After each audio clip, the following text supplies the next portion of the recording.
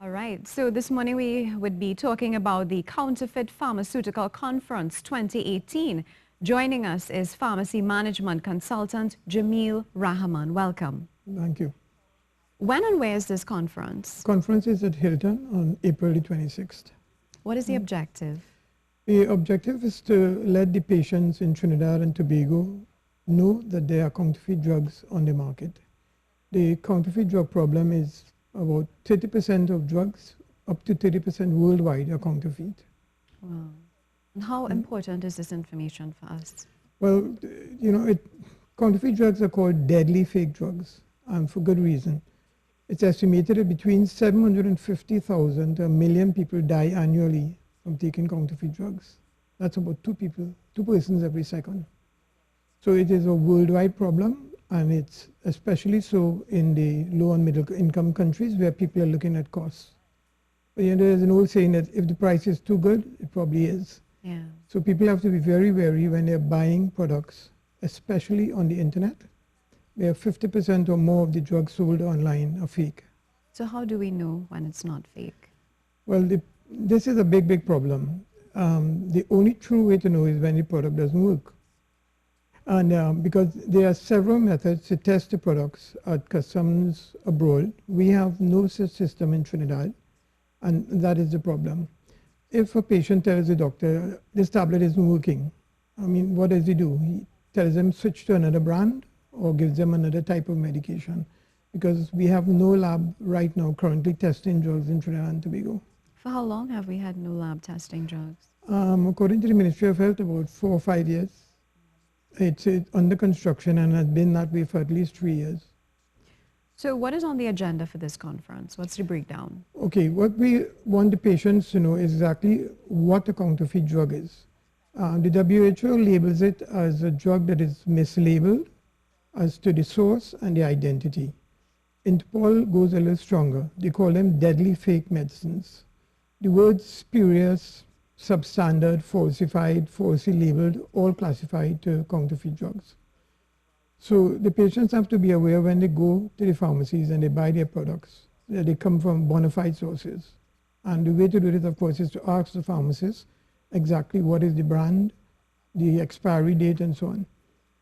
What are some of the pharmacists' responsibilities? Well, the pharmacist's responsibility is to make sure and buy from bona fide suppliers, who can then trace their products back to authentic manufacturers. The problem in Trinidad is that we have a great deal of suitcase trading going on and parallel importation. The problem with parallel importation, by definition, it means importing bona fide drugs that are already registered in the country, right? But a lot of the suitcase traders bringing drugs, brand name drugs, but from different sources than where they were registered. And that's where the problem starts. Because it's all about greed, it's all about money. The counterfeit drug trade is controlled by the organized crime worldwide. 50% of their financing they get it from counterfeit drugs. So is it that some pharmacists may not know this the origin, or is it that they knowingly or deliberately take part in this? It's a combination. Like I said, again, it's greed where the money is. If you buy it cheap, you can sell it for much more prices. But it's not just a matter of the pharmacist not knowing. The 84% of the money spent on counterfeit drug is in packaging. They have this thing down to a T. With the present technology, they can copy any packaging, any barcode, any label, any tablet in the world. The biggest counterfeit countries in the world are China and India. China, where the raw products are coming from, and India, that is the biggest manufacturer of drugs in the world, especially generics. But the fastest growing market is Latin America. And we are right next door to Latin America, and a lot of drugs come from South America into Trinidad via Guyana. So you would say that we have a serious problem here? We have a problem. Up to last January this year, WHO estimates that between 1 to 3 drugs in 10 is counterfeit. That's on the market. So what have we been doing over the years in order to curb this? Well, we have been doing, the last conference we had on counterfeit drugs was in 2004. So that's a long time away. And the problem is probably a lack of interest. you can't keep using lack of funds as an excuse, because when last did we have somebody being charged for bringing in false drugs? The problem is we are having no way to test it. All that Food and Drugs and Customs can do is seize it, destroy it, or send it back. Nobody makes it to court for bringing in parallel importation drugs or fake drugs. So the purpose of this conference is really to educate people, first of all. Mainly to educate the patients, but it's also to educate the doctors and the pharmacists and to engage them in a discussion. What we really want is for them to come to the conference on April 26th. We have extremely qualified speakers from Pfizer, Sanofi, and other speakers from the UK, and also some speakers from the School of Pharmacy in Trinidad and Tobago. Okay, who are some of the names that will be presenting? Pfizer, Sanofi, right, WHO, and 2 or 3 of the professors from the School of Pharmacy. Okay. And who is invited to this event? Well, we want as many doctors as possible to come so that they're fully aware of the problem, many pharmacists, but mainly the drug distributors and manufacturers. It's a must that they come. We also want people like the insurance companies to come because they have a responsibility. If their patients are taking fake drugs, the cost to them and the economic burden is immense, because it means the patient is not going to get cured and they have to keep going back for more medicines and the premiums will go up. So we are appealing to the insurance companies, the medical profession, and the drug manufacturers and distributors to come to this conference. I mean, Karuri has done a wonderful thing by hosting this because it's very opportune. Every single day, like I said, 2 persons die every minute because of fake counterfeit drugs. The biggest problem, of course, is in the lesser developed countries. Africa is probably the one most hit. Over 200,000 people die annually from taking counterfeit anti-malarial drugs. Over 120,000 of those are children under 5. That's the extent and how deadly this thing is. Counterfeiters have no respect for life. They counterfeit everything from cancer drugs, HIV, antibiotics. And the problem with antibiotics is that when you counterfeit that and there's less of the drug, in the counterfeit, it builds up resistance and then the antibiotics don't work. Wow, this is very complicated. It is, yeah. Do you have any statistics here for Trinidad and Tobago in terms of the... That is the problem in Trinidad and Tobago. If drugs don't work, the doctors are supposed to report it to the Ministry of Health. There's been a lack of that for several years. Therefore, the problem is very difficult to quantify. For instance, you can't say that, okay, we know that 2 out of 45 of the CDAP drugs are fake.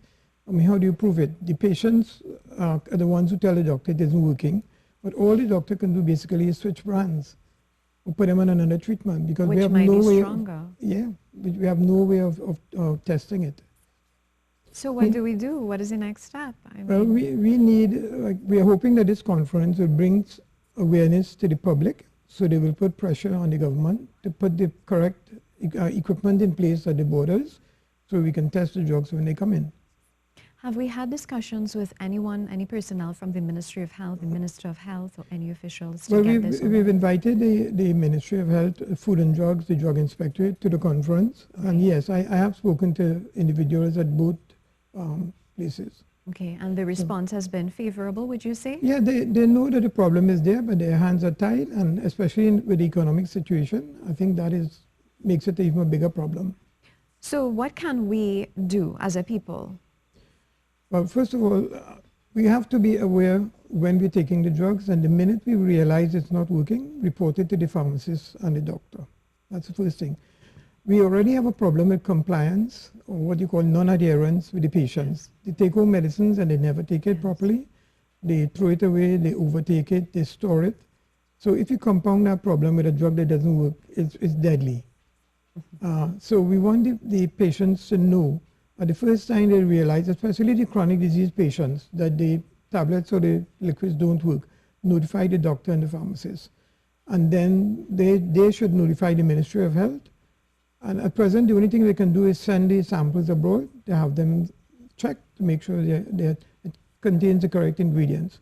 You see, counterfeit drugs can have none of the active ingredient, or you can have all but substandard quality, or you can have part. So it's a massive problem. And we don't even consider expired goods as counterfeit drugs, but the term they use to describe those are degraded, where the goods has passed the expiry date, but the people take off the expiry date and still sell it as good stuff. Okay. You know? I saw you brought in a book, Bitter Pills, The Global War on Counterfeit Drugs. Right, that's the latest book. It actually just came out last month by Mohammed H. Zaman. But there are two other books that are out that are very good by Roger Bates. One is called Fake, and the other one is called The Fight Against Counterfeit Drugs. So you would recommend this book? It's an excellent book for anybody who wants to know globally what is happening and what you can do locally to address the problem. Apart from getting that lab up and yes, running. apart from getting the lab. It really, really is important. Okay. And you said that doctors, pharmacists, Yeah, those are invited to the event. Students. Students are invited students are as well. invited, especially so because the students, especially graduate students in pharmacy and medicine, are the ones who have to be aware that this is happening. Okay, what about internet pharmacies? Internet pharmacy is probably the worst form of counterfeiting out because 50% of all the drugs advertised on the internet are fake. 97% of all the websites that sell drugs are fake.